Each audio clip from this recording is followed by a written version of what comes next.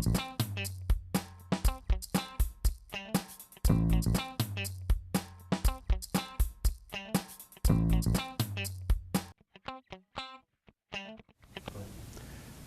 James Jones of the Mid-Pacific ICT Center in San Francisco with Jane Ostrander, champion of experiential learning techniques. And problem-based learning in particular, but other ones too. So you're now based in Reno, right? At Truckee Meadows Community College. Awesome. Right. So talk a little bit about experiential learning and why that's important. It's important to think in terms of how people learn. And a lot of the research has shown for decades that people learn by doing, people learn by interacting with other people learn by solving a problem. Mm-hmm. So problem-based learning, which is a form of experiential learning, is a broad term. Problem-based learning is one of many terms, is about challenging the student to figure out what they need to know. So the approach is, instead of for the faculty member, instead of going, I have a body of knowledge and I'm going to give it to you, so I know what you need to learn. It's about the faculty member going, I know what I want you to be able to do. I know what I want you to show, what you need to do to show me that you can do that. What you need to do when you leave this room, this is what I want you to have, this body of knowledge. So they have to figure out, you challenge the student with a problem, and then they have to figure out what knowledge they need. Mm-hmm. So they are constructing and taking ownership of their own knowledge. One of the benefits is that, well, not only do they get, once they get over the idea that they actually have to think differently, the benefit is that they are learning that knowledge doesn't reside in some authoritative figure in the front of the room. Mm-hmm. Knowledge is out there for them to find. Mm-hmm. And as the keynote person talked about yesterday morning a lot, the world is changing at such a rapid pace that we can't teach students what they need to know 6 years from now, because we don't know what that is. Right. And this way they'll figure out, hopefully they will graduate being able to do that themselves. Uh-huh. So it's not transfer of knowledge from one head to the other. It's learning by doing something real, ideally that you care about, or being right. presented with a real world situation and opportunity or problem, and pulling together what you need in order to get that done, right. and learning along the way. Right. And so with the model that we use, which is problem-based learning with scenarios, for instance, at Elaine Haight at Foothill College, who you know, her students, she teaches programming. So in her Java class, she went, what would a person who is a Java expert be doing in the world? Mm-hmm. So she went to a Java expert and said, what kind of assignment would you give a new intern? Mm-hmm. And they negotiated a little bit because she wanted to make sure it had to do with the student learning outcomes. Mm-hmm. And they came up with, okay, they're going to be interns and they're going to create this for a website, something for a website, and it's going to have certain characteristics to it. Mm-hmm. And then her students work in teams, and they're presented with this challenge, and Elaine uses the terminology of business. So she's not the teacher, they're not students, they're interns. They're not assignments, they're deliverables. Mm-hmm. And then she has industry people come into the classroom. Mm-hmm. And they sit there and watch and observe and comment on the presentations that the students make. And her students don't do slides, they do actual code. Actually, I'm not a computer scientist. Code reviews, I think they're called. Mm-hmm. So the students get to go, okay, we want to make this happen. How do we get there? And they might come to the teacher and say, Elaine, and say, how do we do this? And her job is to go, how do you think you should do it? Mm-hmm. I'm a huge fan of this way of learning because that's the way I learn. Yeah, me too. I learn by doing something that I care about. And then I pick up what I need along the way in order to deliver that result at the end. And I just know that it works. I believe in it. And problem-based learning is one opportunity in the field of experiential learning. There are others. Right. Job shadowing, Internships, mentoring, yeah. field trips, Yeah. Service learning. Anything that gets you out there so that the student is doing something they're going to do in the world Mhm. when they're out there getting a job. And so Mhm. it changes. You have to think about education as, I grew up in classical education and the idea of education for education's sake, and that is important. Mhm.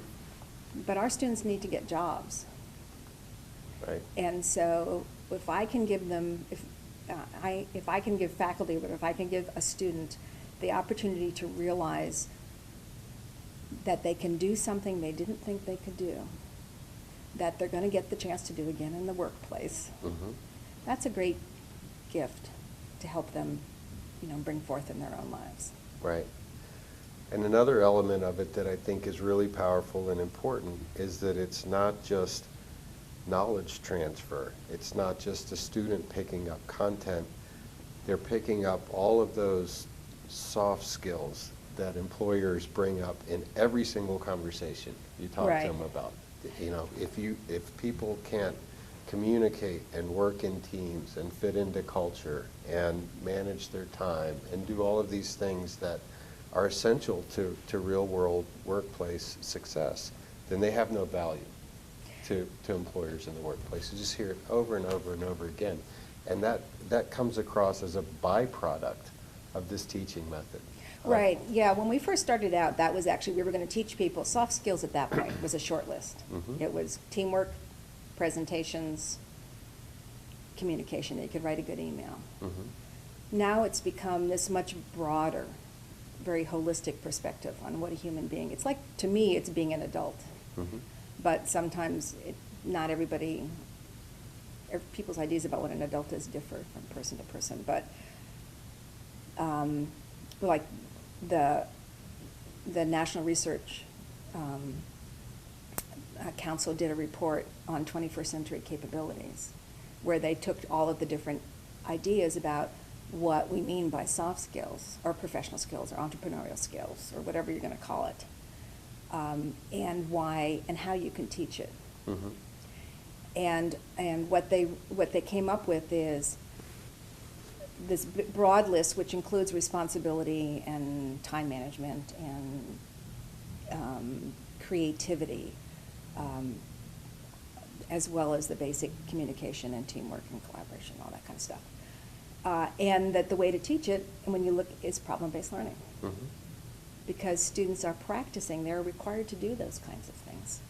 So, it feels like when I first started in this work, problem-based learning was like this really kind of weird thing. Now it's all over the place. Right. And you might call it, and as is experiential learning. Mhm. There's a lot of projects out there, but there's a lot of research that just keeps pounding that in. Mhm. This is how people learn. This is how students remember. Right. This gets them engaged. This keeps them here. Right. This gets them to keep trying. And it's how you deliver what industry demands, which is students with this capacity to perform in the real world. Right. Which And- is what soft skills ultimately is. And I've seen this befuddlement on the part of teachers. They're like, they want us to teach soft skills. How do we do that? Give me a book, hand me a piece of chalk. That's not the way it works. Right. You pick this stuff up by doing real things in the real world with real people in the ways that that really gets done. Right. And so if you're not doing that, it's not happening. So, Right. So Yeah. how do you do that? And yet, I'm sure you've encountered this when we talk about soft skills or we talk about problem-based learning or other kinds of experiential learning. A lot of faculty are intimidated by that. They're uncertain how to do that. It's a pedagogical challenge. And how do we make that less threatening? How do we help faculty come on board and adopt these methods and engage? Yeah, that's kind of where we're at right now. And, there's a cycle in adoption of any change or any kind of change that comes in where there's the early adopters get in, and they're kind of the experimental people, and they try it out. And then there's the people in the middle level who are open to change but aren't quite sure how they're going to do it. And then eventually there's the people who really don't want to change, but they'll do it because everybody else is. Right? Okay, so we're kind of getting to the middle people now. Like when I did the presentation yesterday, it was the questions that were asked were from people who had thought about what it would be like to teach that way, to teach with problem-based learning. It was like, one of the questions was, I'm a techie. I'm not a writer. How do I write a problem? Well, that to me means that someone's really thinking about that. So my job, and the job of other people who advocate for change like this, is to go, okay, here's how you do that. Here's where you might get some tools to figure out how to do it. Of course, then I have to be careful that I don't become a lecturer standing in front of a room instead of having them figure it out. Yeager, who is at Stanford, had this really great paper. I think it might have been part of his dissertation that I was introduced to recently. And it's a review of these, what are called social psychological interventions. And the idea is to change people's mindsets about themselves with just doing little things. And that's kind of where we're starting to look at, is what I'm hearing faculty say, and what I say when I say the kind of things that they say, where I am at, is you're asking me to change the way I do something that I'm comfortable at doing right now. And it's the way that's familiar to me. And that makes me uncomfortable. And that makes me, right. So you want me to do something different, and I don't want to jump off that cliff. So what can help people, I think, is to go, yeah, this is difficult. It's going to feel uncomfortable, and that's good. Because just like you need to teach your students and push your students to that edge, you need to go to that edge yourself. Exactly. They're uncomfortable. Yeah. So you can provide the tool, we can provide the tools, and we're working really hard with a lot of other faculties and projects right now to stop going, well, this is my method of whatever kind of, let's look at how we can improve teaching and learning in America so that we can get back to being on top. But for those who are scared of this, I would say it's not harder than what you do today. It's different. You're a facilitator, an enabler, a consultant, rather than the expert and imparter of knowledge. Right. So what's really interesting is that a lot of faculty will go, no, I don't want to do this. This is really hard.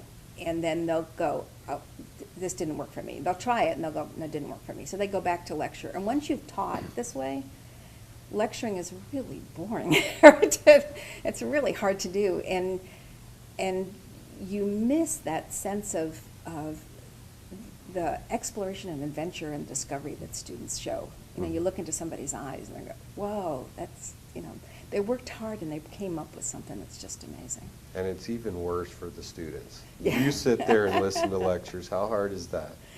Yeah. Once you get into that mode, there's almost no way back. Right. And I remember back in the early years, we used to do a lot of work at Utah State, and they still, I'm sure they still do problem-based learning, but the faculty member would say, after he did it one semester, one quarter, the next quarter people would go up to him in the hall and say, are you going to do this? It was a CBA, where they get a CBA scenario where the students get to be security professionals in network security and defend a hacker attack and things like that. And they all went, are we going to do that this year? No. So students get engaged. Students like to learn. They like to be challenged. Sometimes it's a little uncomfortable for them. But once they get going, the majority of them, more than the majority of them, works really well. Well, I would like to encourage every teacher out there to start using these experiential learning methods. And even a step beyond that, I would say, if you don't start doing this kind of thing, you run the risk of becoming irrelevant and bypassed by students who no longer have to come to you to learn. There are other ways of doing it. Right. And so, not to be threatening, but encouraging in a positive way, check this out. It's really powerful. This is the way the real world works, and you need to bring the real world into your classroom. And your advisory board will be very happy Yes. because you're creating graduates who are going to be ready to hit the ground running when they get in the door. Exactly. So let's pretend that we've convinced someone out there to do this. Okay. And they want to learn more from you. So how do they do that? Okay, they can go to learnpbl.com. Mhm. It's learnpbl.com, and that's our website. And they can see a bunch of resources there. And we do announce workshops that we have. And they can even just go problem-based learning on the web. University of Delaware has a lot of really good resources. Mhm. You know, there's other projects out there that do it. But start at learnpbl.com. Just do it. Yeah. You learn by doing it. And So- you'll enjoy it. Just jump off that cliff. All right. Thank you. Thank you.